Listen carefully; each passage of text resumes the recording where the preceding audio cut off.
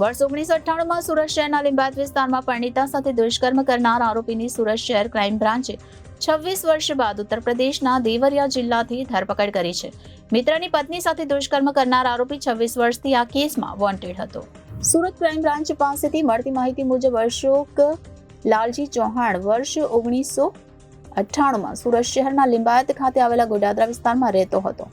આ દરમિયાન તેણે પોતાની મિત્રની પત્ની પર દાનત બગાડી હતી. મિત્ર જ્યારે પોતાના ઘરે ન હતો ત્યારે ફરિયાદીના ઘરમાં પ્રવેશ કરી તેને ધાકધમકી આપી ફરિયાદીની પત્નીની મરજી વિરુદ્ધ દુષ્કર્મ આચર્યું હતું. દુષ્કર્મની ઘટનાને અંજામ આપ્યા બાદ આરોપી ત્યાંથી જ વોન્ટેડ હતો. આરોપી વિરુદ્ધ લીંબાયત પોલીસ મથકમાં ફરિયાદ નોંધવામાં આવી હતી. આરોપી આજ દિન સુધી પોતાની ધરપકડ ટાળવા માટે નાસ્તો ફોડતો હતો.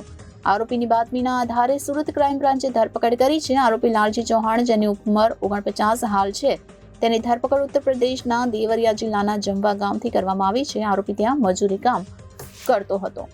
આમ વર્ષ 1998માં સુરત શહેરના લીંબાયત વિસ્તારમાં પરિણીતા સાથે દુષ્કર્મ કરનાર આરોપીની સુરત શહેર ક્રાઇમ બ્રાન્ચે 26 વર્ષ બાદ ઉત્તર પ્રદેશના દેવરિયા જિલ્લાથી ધરપકડ કરી છે. મિત્રની પત્નીની સાથે દુષ્કર્મ કરનાર આરોપી 26 વર્ષથી આ કેસમાં વોન્ટેડ હતો. Reporter Hitesh Prajapati, Janadesh news, Surat.